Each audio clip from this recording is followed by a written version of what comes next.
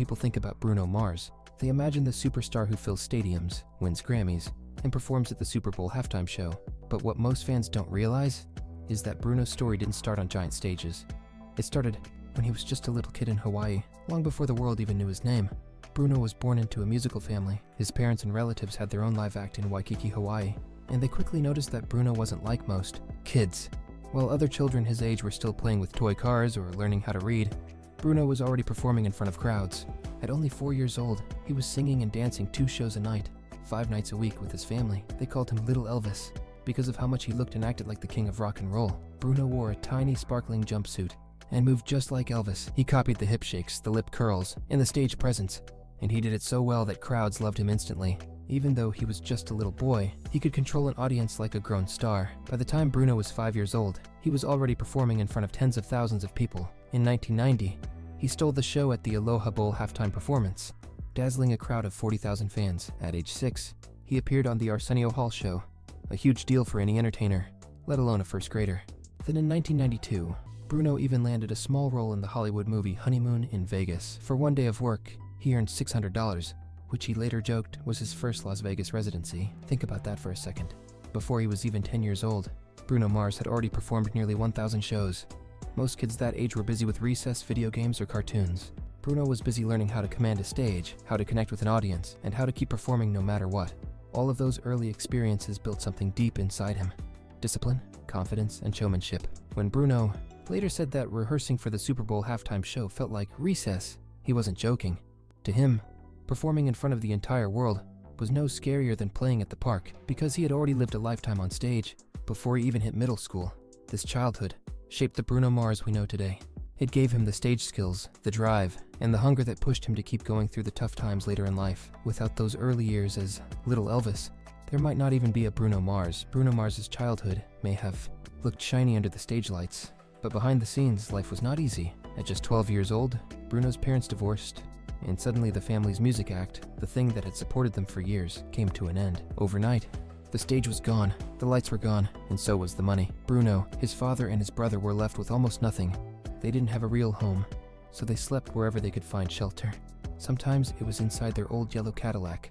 Sometimes it was on the rooftops of buildings in Waikiki. And one of the hardest times was when they lived in an abandoned bird zoo, where peacocks screamed all night long. They had no electricity, no running water, no steady food. For 5 long months, the family lived in survival mode. Bruno would sneak into hotel pools just to take a shower. Dinner was often nothing more than a cheap Spam musubi from 7-Eleven. And when he wanted to practice guitar, he did it under the moonlight because they couldn't afford electricity for amps. At school, things weren't any easier. Bruno wore thrift store clothes, and other kids teased him for looking poor. But instead of letting that break him, Bruno used the pain as fuel. He kept performing, doing whatever it took to make money for music. He earned about $75 a night impersonating Michael Jackson, and he saved every dollar he could for demo tapes and bus fare. These years were brutally tough, but they shaped Bruno's character. Living without a bed, without hot meals, and without stability forced him to grow up fast. It taught him resilience, discipline, and determination. He learned that if he wanted to make it out of poverty, he had to work harder than anyone else. Later in life, when Bruno faced the pressures of fame, the Super Bowl halftime stage, or Grammy nominations, he could handle it. Because after you've lived in a zoo with peacocks screaming all night, no stage lights or critics could scare you. This part of his life explains why Bruno Mars is not just a performer, but a fighter. He didn't just chase his dream. He fought for it every single day when he had nothing but hunger, secondhand clothes, and determination. By the time Bruno Mars turned 18, he knew that if he wanted to make it big, he had to leave Hawaii. So in June 2003, he boarded a plane to Los Angeles with only $600 in his pocket, 3 demo CDs, and a dream. On his luggage tag, he had written his new stage name, Bruno Mars. But the City of Angels wasn't welcoming right away. His first year in LA was brutal. Bruno bounced between places to stay: a $40 a night motel on Sunset Boulevard, a tiny studio in Koreatown, shared with 6 other guys, and couches wherever friends would let him crash. Some weeks, he survived on nothing but 99-cent tacos from Jack in the Box. He was desperate to pay rent and keep his phone line alive, so he even lied his way into a DJ job on Van Nuys Boulevard, pretending he knew how to use the equipment. After only 2 nights, he was fired, but the $75 paycheck he earned helped keep him afloat a little longer. In 2004, Bruno finally got noticed by Motown Records, who offered him a deal. At first, it felt like a dream come true. He had already told his family back home he was signed, but the contract was only 3 pages long, and the label didn't know what to do with him. They wanted him to become the next Ricky Martin and sing in Spanish. Even though Bruno didn't write in Spanish and didn't want to be pushed into a box, within 9 months, Motown dropped him. Without releasing a single song, it was humiliating. Imagine telling your family you've made it, only to fail before you even start. But that failure turned into a blessing. Around that same time, Bruno met Philip Lawrence, another young artist who had just been dropped by the same label. The two promised each other they would never give up. They started writing music together even when they had no money. By 2006, Bruno and Philip were broke, but determined. They spent long hours writing songs in the back of Philip's beat-up Toyota Corolla, parked outside a small Hollywood studio. The studio belonged to Ari Levine, who had the recording gear they needed. Since they couldn't pay him, they would buy him cheap burritos from 7-Eleven as a trade. That's how their team, the Smeezingtons, was born. They worked 10 hours a day, 6 days a week, studying hit songs and teaching themselves how to write music that could compete with the best. They listened to and analyzed over 1,000 songs before they felt ready to create their own hits. Life in Los Angeles wasn't glamorous for Bruno Mars at the start. It was filled with cheap food, broken promises, failed deals, and constant rejection. But through it all, Bruno never quit. Those hungry nights and endless writing sessions built the foundation for the superstar he would eventually become. After years of rejection, cheap motels, and late nights filled with nothing but burritos and hope, Bruno Mars and his partners, Philip Lawrence and Ari Levine, were ready for something to change. Together, they called themselves the Smeezingtons, a funny name that came from an inside joke. Whenever they wrote a beat that felt good, they'd yell, "That's a Sammy." The three of them were broke, but they had something more valuable than money: ideas, talent, and hunger. They spent up to 10 hours a day, 6 days a week, locked in the studio, breaking down hit songs, studying what made them work, and trying to create something new. They weren't just writing music, they were training themselves to be unstoppable. Their big break came in an unexpected way. Bruno's sister Jamie slipped one of his demo CDs to Mike Lynn, a music executive who worked with Dr. Dre. At first, Mike almost threw it away because Bruno's voice sounded strange and too high-pitched, like a chipmunk. But then, at 43 seconds into the track, Bruno hit a high note that stopped Mike in his tracks. He rewound it, listened again, and knew he had discovered something special. That meeting didn't lead to a record deal right away, but it gave Bruno and his crew something even more important: belief. For the first time, a major player in the industry saw their potential. In Los Angeles, sometimes just being noticed by the right person can change everything. To survive, the Smeezingtons sold songs they originally wrote for themselves. One track called Lost was sold to the boy band Menudo for $20,000. It wasn't much, but it was enough to keep them off the streets and inside the studio. Then came the moment that changed everything. They wrote the chorus for Flo Rida's hit, Right Round, in 2009. The song went straight to #1 on the Billboard charts and sold 636,000 downloads in its first week, a digital sales record at the time. Suddenly, people in the industry wanted to know, who wrote that hook?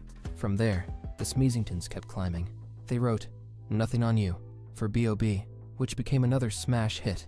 By the time Bruno released his first solo single, Just the Way You Are, in 2010, he was no longer an unknown Hawaiian kid with a dream. He was already a hitmaker who had helped sell more than 15 million downloads for other artists. Bruno Mars didn't become a superstar overnight. His success was built one step at a time, from living in an abandoned zoo, to writing songs in a beat-up Corolla, to finally delivering hooks that topped the charts worldwide. The Smeezingtons proved that hard work, teamwork, and persistence can turn failure into history-making success. By 2010, Bruno Mars had already written songs for other stars, but the world still didn't really know him. He wasn't the face on the stage, he was the voice behind the curtain. That all changed when he finally decided to step out of the shadows and release his own music. At first, his solo career didn't look very promising. In May 2010, he dropped a short EP called It's Better If You Don't Understand. It was only 13 minutes long, with just 4 songs. Hardly anyone noticed it. By the end of 2011, it had sold just 27,000 copies in the US. On paper, it looked like a failure.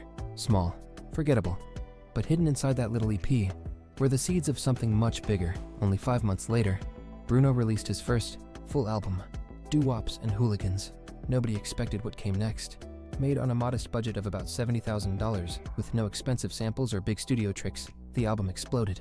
It went 7x platinum in the US, and by 2020, had sold over 15 million copies worldwide. In the UK, it stayed on the album's chart for almost 8 years straight, longer than even Abbey Road or Thriller.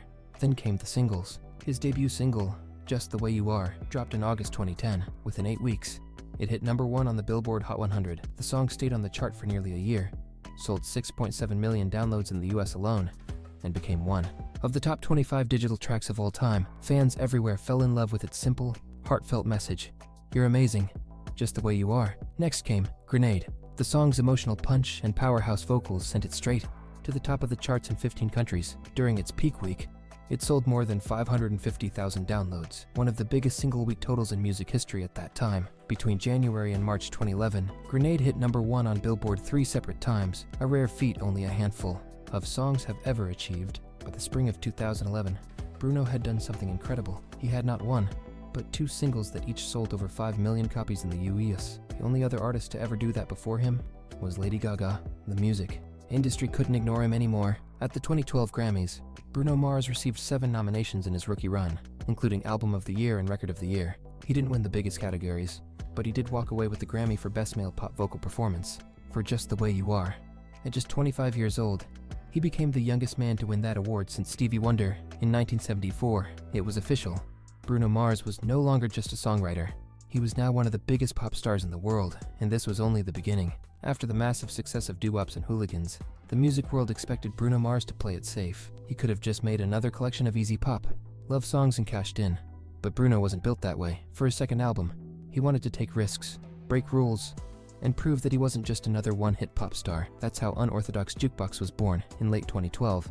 At first, even his own record label was nervous. They thought he should stick to simple radio-friendly tracks. But Bruno had a bigger vision. He and his team, the Smeezingtons, secretly pushed the budget higher, adding live horns, vintage equipment, and experimenting with 9 different music styles. The album was like flipping through a real jukebox at 3 a.m. One track was pure disco glitter, Treasure. Another was raw rock energy, Gorilla, while others dipped into reggae, Show Me, and soul.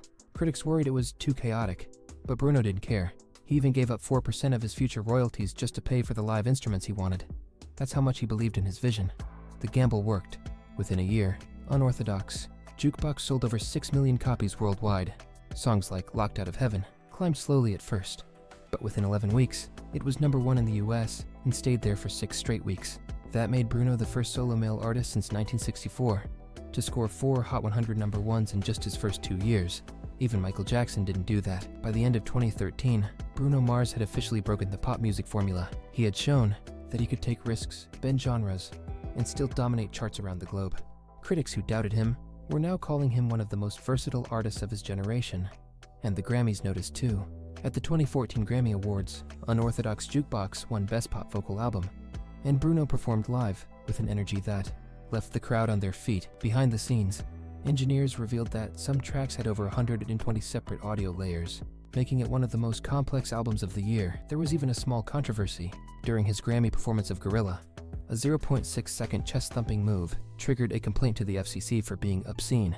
No fine was ever given, but the moment actually landed Bruno in the Guinness World Records as the shortest performance ever to spark an obscenity review on TV. The attention only helped. After the Grammys, sales for Unorthodox Jukebox shot up by more than 170%.